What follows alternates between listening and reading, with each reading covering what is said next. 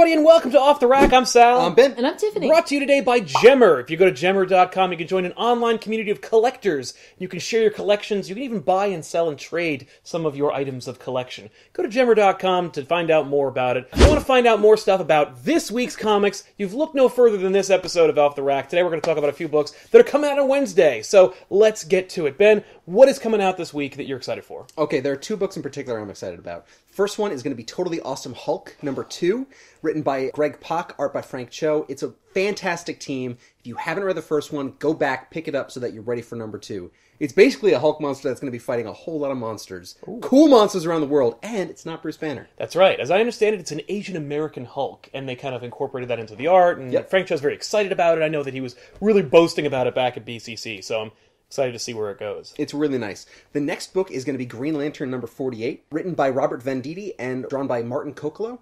The interesting thing about this one is that Green Lantern's coming back, and there's going to be a Batman crossover, so I'm really excited to see that. Sweet. I hope it's tied in with the Bat God whole Darkseid War thing, but even if it isn't, you can't go wrong with Batman and Green Lantern teaming up. Well, if you're looking at the front cover, you've got the great Green Lantern, forming a bat signal out of Green Lantern energy, so it looks super cool. I'm excited about that. On the Marvel front, I am jazzed about Invincible Iron Man number 5, written, of course, by Brian Michael Bendis with art by David Marquez. This is the actual appearance that Mary Jane is making in the book. Last issue, it was a bait and switch. She's on the cover. She's in the last 2 pages. Screw that. But I mean, this is the issue where she'll be in. You could put Mary Jane on the cover. Oh, why not?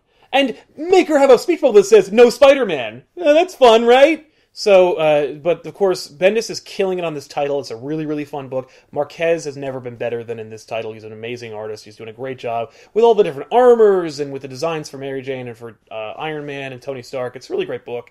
There were Iron Ninjas in the last one, so that's kind of cool. DC, I'm really excited about DC Bombshells number 8.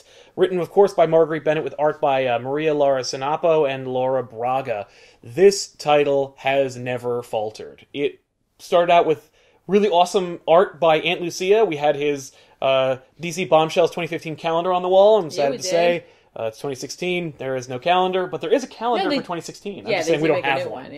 But who'd have thought that a really neat-looking drawing would become a awesome, kick-ass comic book? I guess DC. I guess so. I mean, when you put Marguerite Bennett on it, you can't go wrong. It's a beautiful book. Awesome characters. Really great reimaginings of the DC Femmes, and it's just a must pick up. From your 2015 calendar, what was your favorite cover? Poison Ivy. I don't know. I guess I'd have to go with. I mean, Tiffany was ready for this. She knows. She was. I'm cycling through the images. Maybe Supergirl or. She was good. Stargirl was good too. Stargirl. I like Stargirl. I liked Poison Ivy was my favorite. I like Stargirl. Poison Ivy. Zatanna was good because there's the Constantine bunny. Yes, I like the Harley Quinn design as well. So don't worry, I got your back here when it comes to sexy ladies. Apparently, I'm all over. Apparently, between the two of us, you're the one who can identify them the quickest. Sexy ladies. My books there's a couple I'm really excited from Image. Oh, Image! What a surprise. Number 3 publisher, they don't, that's barely ended. She said surprising no one. Paper Girls number 4 comes out this week. It's a Brian K. Vaughan book. If you don't know what it is, go find out what it is. Right? That's a better teaser than anything you could probably come up with. There you go. And Mythic number 6. Mythic. Written by Phil Hester, drawn by Gerardo Zaffino, and 2 others. And fairies. Mythic was a book I picked up early on. It's up my alley. It's a government, and I don't know if it's government, but it's like a team of people who fight magical things in the world. Okay. But like it's sarcastic and sassy. Oh, cool. Yeah, so that it's works. Just like I was like, oh, you wrote something just for me. Thank you. But obviously, for the big 2, my big thing this week, if anyone saw the stuff that's coming out this week, Doctor Strange number 4 is coming out. This book is remain on time, consistent, and I really like it still. It's so good, amazing. And the art's fantastic. I'm just glad they're on time with it. Yeah. Written by Jason Aaron with art by Kevin Nolan. He is doing an awesome job. They're both doing an awesome job, but the art is just really, really cool. Like mixtures of black and white color, just really fun stuff. It's a good time. I like it. I like Doctor Strange though, but I'm it used to be Bocciolo drawing it. Yeah, but Nolan, I think, will be. No, he's doing the cover, and he's doing. I'm sure he'll do a good job. I hope so. I have no doubt he'll do a good job. And at least it's coming out on time. That's what I was like. I seriously, when I saw it was coming out, I was like, didn't we just get one? Oh, Oh, Yeah. well, all right. I'm so used to delays from Marvel. This is kind of a lovely experience. It's hard to cope with this. Yeah. And then It's hard to cope with success and, Yeah. and things working as they should. right, and then I gotta tell you Financially. guys, remember my pick last week for Marvel? It was the Rocket Groot team up. I read it. Oh. It was awesome. And I'm serious, if you guys didn't check it out, I would definitely pick this up. And that was the number 1, It right? was the number 1. It's number 1! It came out last week. It's really cool. It's written still by- there. Go pick it up. Yeah, go find it. It's written by Scotty Young. You can get it there, Comixology. Yeah. Either one. It's really so fun and went in a direction, like, in the first issue that I was like, oh, ha ha ha ha. Move over, Deadpool. These guys are funny. Nice. I gotta tell you. I'm ready to give it to anyone other than Deadpool. Let me tell you. It starts off with a Spock-esque funeral for Okay. Rocket and Groot. Oh, They don't yeah. have bodies, it's just an empty casket. Mm-hmm. Kitty Pryde is, Officiating. yeah. She often does. And the thing is there, and he's like, I only knew these guys 8 months. Right. And she's like, well, and like, so, and Venom's like, hey, I don't know. And Drax is like, she's like, but Drax knew him. Yeah. What do you have to say? And Drax is like, Rocket liked this gun, and Groot was a tree person who said, I am Groot, and that was annoying. And he leaves. And I'm Thanks, like, Drax. Things like and never. she's like, Never give the eulogy at my funeral. yeah, that's exactly what the thing And says. then they're just like, Yeah. thump, Yeah. space. Yeah, sent into space, and then a wormhole opens. Oh. And it goes into like this into another dimension. What I assume is another dimension, where Kitty Pryde's narrating about how like singular they were and great and how they'll be missed. And Aw. then the coffin is shattered by a passing by spaceship. Mm-hmm. That's driven by a possum. A possum, eh? Yeah, by the name of Pockets. Mm-hmm. And his companion, A bush person or a something? bushman No! named Shrub, who says, "Me are Shrub." Go buy it. That's funny. So that's what's coming out this week from the big 3, I should say. Nah, it's the big 2. Big 2 and Image. Image! Wow. So this is the part of the show where we like to read some mail. Usually, if it's brought to you by Loot Crate, we'll open up a box. But in today's episode, I thought we'd open up an envelope, which I've had in my possession for a while. It's from our good friend Fred. Oh. Ooh. So here we go. By the way, if you want to send us a letter like Fred did, or a package or anything, you can do so courtesy of Comic Pop, P.O. Box 1157, Denville, New Jersey 07834. Here we go.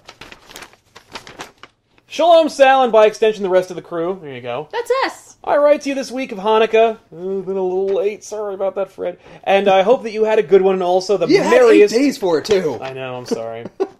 The merriest of Christmases as well, if this gets to you in time. It certainly did. I had to send this thanks to the wonder of Amazon. I wanted to send a package as a gift, but the item wouldn't allow it, and I wanted to send it to you by Christmas, but I waited long to ship it to you myself and then to you, so I send it directly to you and hope this letter will reach you in time. It did. And we also got the package, which we opened another episode earlier. See, now I told you we should have waited. I know, you're totally right. Sorry about that, Fred. And thank you very much for your awesome Hanukkah/Christmas gift. Ooh, and he was excited for the Conroy Fidel panel until I found out you guys were there. I was one of the 6 people who stayed the whole time. One of the few who got there early. I was hoping to talk to you and Tiff, and ended up talking to Benny, who thanked me for getting there early and not talking, and Rob. He and I got swept into the main lobby after your panel while he was looking for the bathroom, and he got a "was up" from me and looked confused as shit. The main point being, you mentioned the particular Deadpool on the panel, and I just started reading it at the time. Remender is one of my favorite writers, especially with all of his Image stuff, and I enjoy this equally as much. I hope you enjoy it as well, more so than you did at RICC. Maybe you guys will be there next year, which would be cool, because I was going to see if you'd sign a copy of Earth X. I got there. I have Marvels as well, much to the seller's delight.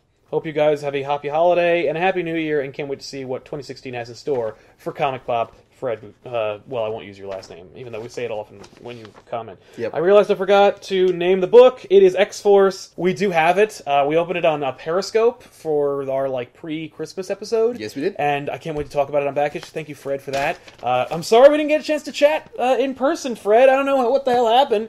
Since there were 11 people there, it was easy to talk to people. Once we had the panel, the halls in the panel area were crazy. It was, and and we had to leave, and they had to funnel in new people, and it was a mess. There's a sticker on me. What the hell? Oh, what's it for?